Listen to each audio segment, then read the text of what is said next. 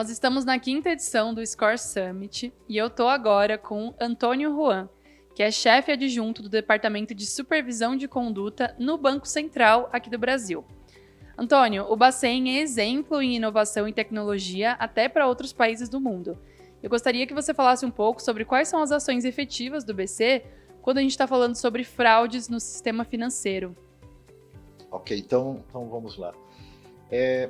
Eu diria que existem várias frentes para a atuação do Banco Central. A primeira frente é a frente mais normalmente visível, que é a edição de normas e regulamentos, ou seja, a gente teve recentemente, não tão recentemente, mas a gente teve a resolução conjunta número 6, que trata justamente da questão de compartilhamento de informações entre as instituições financeiras referente a casos envolvendo contas utilizadas para fraude. Então esse é um mecanismo muito importante justamente para permitir que as instituições financeiras atuem de uma forma colaborativa, no sentido de mitigar o risco do sistema todo. E essa, vamos dizer, é um exemplo de uma ação, eu diria, no aspecto normativo. A outra frente é o próprio trabalho de supervisão do Banco Central. E aí não é apenas a supervisão de conduta. A supervisão de conduta fala muito de questões envolvendo prevenção à lavagem de dinheiro e questões relacionadas a relacionamento com o cliente bancário. Mas envolve também o aspecto da supervisão prudencial, tá? Que envolve, diz mais respeito à saúde financeira da instituição e evitar um risco sistêmico em todo o sistema financeiro nacional. Então, a ação da supervisão no sentido de cobrar das instituições financeiras, das instituições de pagamento, processos, controles mais robustos para prevenir a existência de casos de fraude ou de lavagem de dinheiro. Aí, como eu disse, há uma sobreposição significativa desses dois fenômenos, vamos falar assim.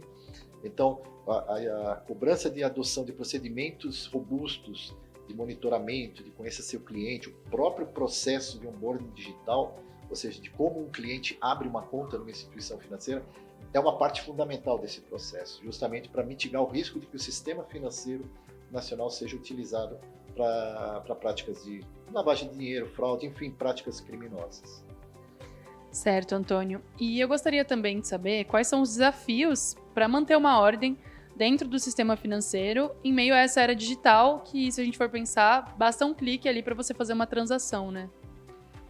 É um grande desafio, porque, na verdade, a gente tem que lidar com uma questão de equilíbrio. Ou seja, por um lado, essa busca da melhor experiência para o cliente. Então, a gente vê muita gente falando, na minha instituição você vai abrir uma conta em 10 segundos, na outra vai abrir em 8 segundos. Claro que eu estou exagerando aqui os números, né? Mas, então, uma busca de tentar dar ao cliente um processo mais rápido, mais fácil de abertura de conta. Isso tem um preço, porque isso pode acarretar processos menos robustos de identificação da abertura de conta para práticas criminosas, para práticas fraudulentas, né? Então, nesse caso, o grande desafio é a busca desse equilíbrio, tá? E o que não é fácil. Uma outra questão importantíssima é, da mesma forma que a gente incentiva, a gente cobra das instituições a busca de soluções tecnológicas cada vez mais avançadas para tornar o processo de conheça seu cliente, o processo de onboarding mais sólidos, mais robustos para prevenir o crime. Da mesma forma, o crime também utiliza, as organizações criminosas avançam da mesma velocidade, com processos cada vez mais robustos. A gente vê cada vez, por exemplo, o uso de inteligência artificial, tanto por parte das instituições financeiras para tornar os processos melhores para mitigar o risco, né, de utilização do sistema para práticas criminosas. Você vê as organizações criminosas também utilizando tecnologia para burlar esses avanços. Então, esse talvez seja o grande desafio. Você, não diria acompanhar, na verdade, você deveria antecipar os movimentos das organizações criminosas. Mas, na verdade, é um jogo meio que de gato e rato, né? Sim, e uma outra questão também que a gente tem observado são algumas notícias de instituições que vazam dados do Pix.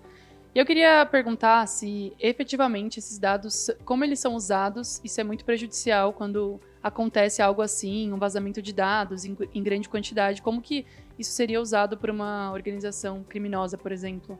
Então, na verdade, esse é um aspecto de bastante preocupação por parte do Banco Central. Isso nem está tão relacionado à supervisão de conduta, mas à supervisão prudencial, e tem sido uma fonte de preocupação muito grande.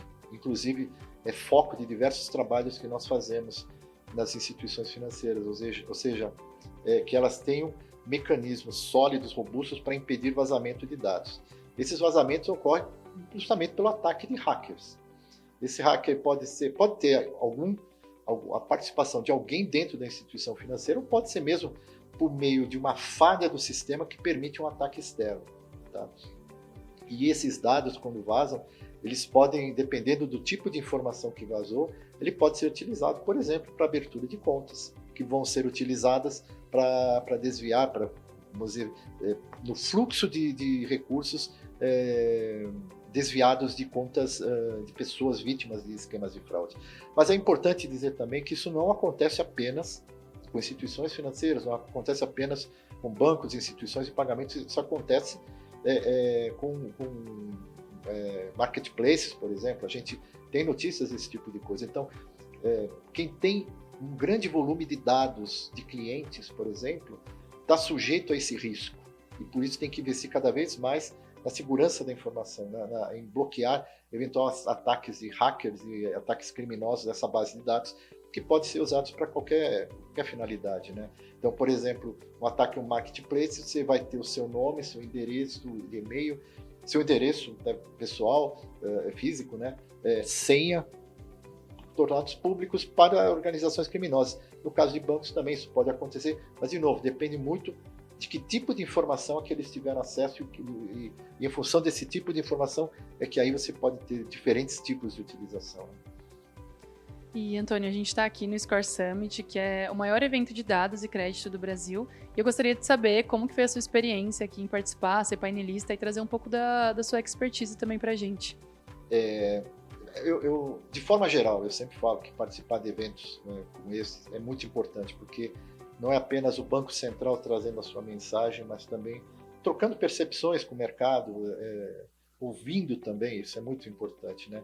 E particularmente, esse aqui foi o primeiro Score Summit que eu participei, foi muito interessante, porque eu conversei muito com pessoas da área de score, de crédito, mas também da área de processos de onboarding digital. Então, essa troca de percepções, essa troca de informações, ela é muito importante, acho que para os dois lados, né? Para nós compreendermos um pouco melhor o que está acontecendo no mercado. A gente, claro, no nosso trabalho, no nosso dia a dia de supervisão, a gente tem uma visão muito, muito clara de determinados segmentos, determinadas entidades, e quando você participa de um evento desse, você tem uma visão mais ampla, ou seja, uma visão que envolve não apenas, no caso aqui, não apenas instituições financeiras, envolve outros tipos de entidades, mas que podem trazer um fluxo de informações bastante importante para o trabalho do Banco Central. Muito obrigada, Antônio, pela sua participação aqui no Score Summit e também por essa entrevista com a gente. Eu aqui agradeço, estamos juntos aí.